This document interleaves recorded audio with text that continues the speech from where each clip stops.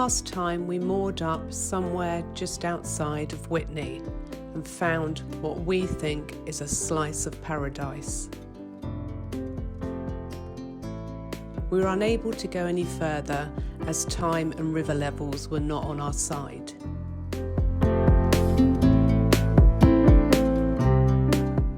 This week we start our journey back and discover some very naughty boaters ramming the lock gates.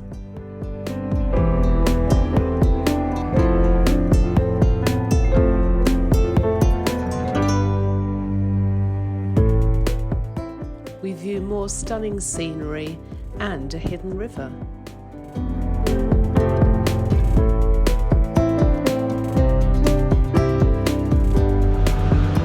Good morning. Hi. Another beautiful day, and It's hot. it is warm. Last episode we showed you sort of around where we have been staying for the last couple of days, near Witney, south of north of Oxford. Yeah. Go the right way. We're now going south. Absolutely stunning there. Honestly, I think I could have stayed there. Oh, we could have stayed there for weeks. Yeah, literally Absolutely for the whole weeks. summer. It was beautiful, such stunning scenery. And Anyway, we had to leave.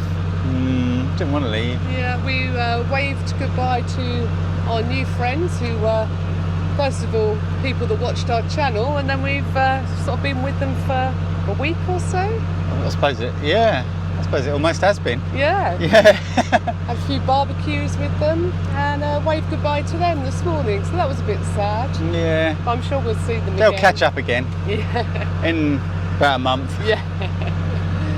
So now we're heading back at a slower pace. We've still got 2 weeks to find some more adventures. Back to Oxford. I think we're going to try and stay in Oxford tonight, aren't we? Yeah. Get some supplies. Get some shopping. We're a bit low. We're a little bit low. And then see where the river takes us. Oh, that way. Yeah.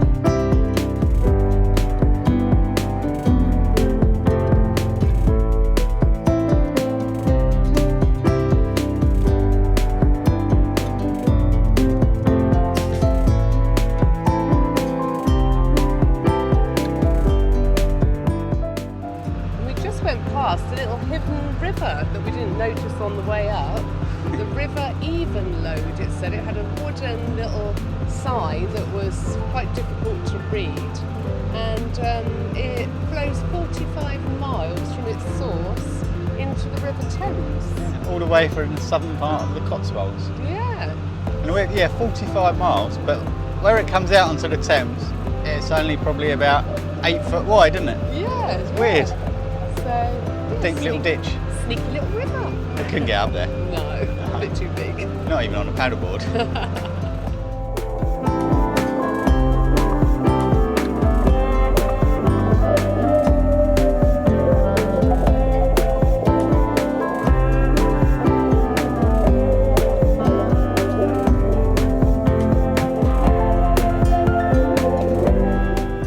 So we're just approaching King's Lock. And this lock's history goes back more than 700 years. Basically, cattle used to come across. Apparently, back in 1289, there was a weir and fish traps in the River Thames at King's Lock. The King's Weir was also a flash lock, and when a vessel wanted to navigate up or down the river, a gap had to be made in the weir to let it through. Boats either flashed downstream on the current of water created or were manually hauled upstream. Just seen a kingfisher. Just sat on a log. Beautiful. Yeah. So we just came through King's Lock. There were some very naughty boaters in King's Lock. Tied up wrong twice. Nearly capsized themselves. Yeah, nearly sunk themselves. Yeah, and then bashed the gates as they came through, which is not ideal. They're wooden gates that easily get broken. That's how the collars get snapped, isn't it? Yeah, They and hit also the it's a gates bit and you selfish think, because they could see that we wanted to come up, so then we had another gate to open before. Well, actually, what we thought was our turn, but actually there was a boat in front of us. So yeah, that was a bit of a traffic jam and carnage at the lock. 14 canoes. Yeah, then we had to wait for about 14 canoes to come out. I think I just captured a few of them coming out. And then luckily, miraculously, the lock keeper turned up. So that was amazing because it is a very hot day today and energy levels are waning slightly.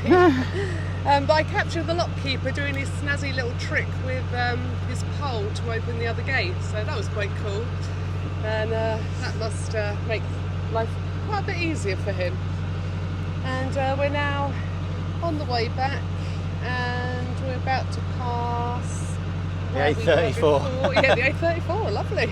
And then we got to set the traffic lights. We do, set the traffic lights. We covered that in a video where they're damming the river and putting new weir sluices in. Yeah, so here we go. And there's the rest of the stragglers Yep. that we weren't waiting for.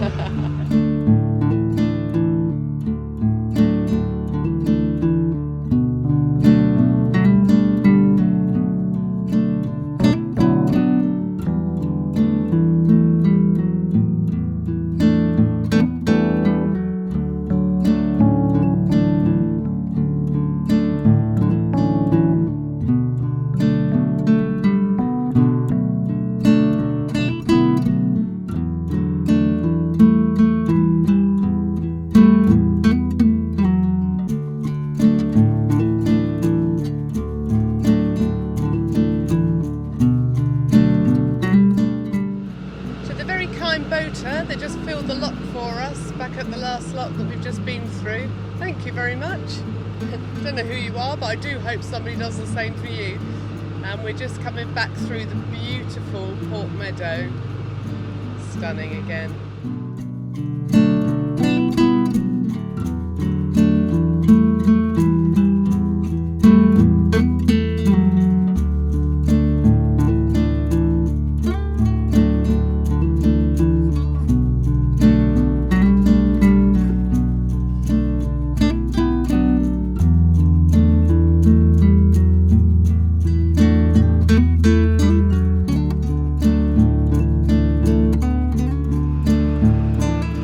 We just came through the beautiful Port Meadow again.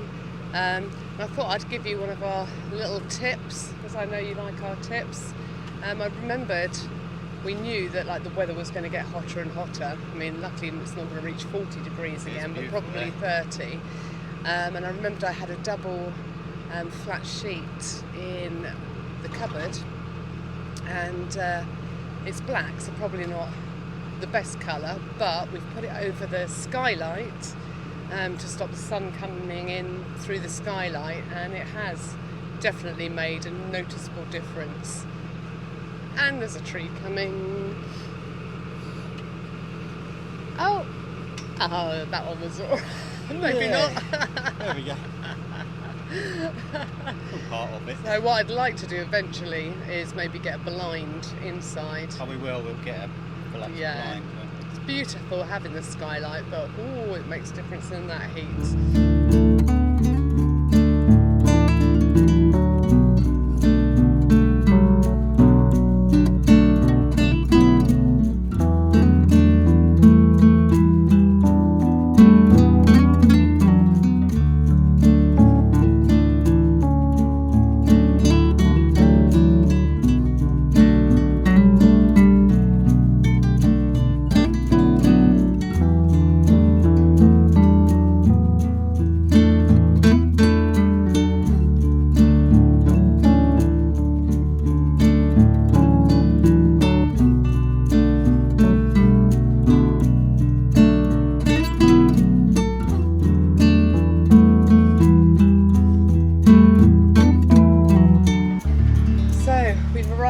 Back at the top of Oxford.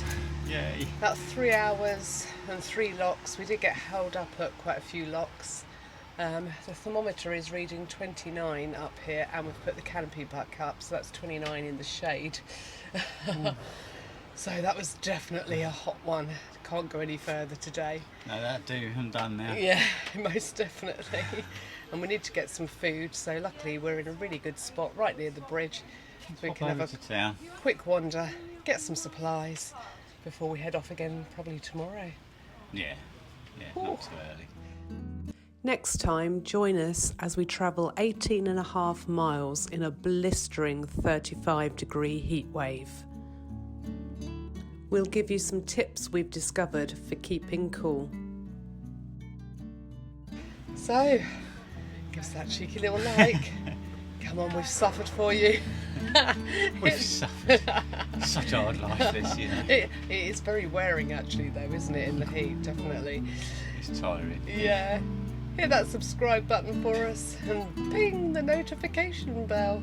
And we're off for a rest. See you next time. Bye. Bye.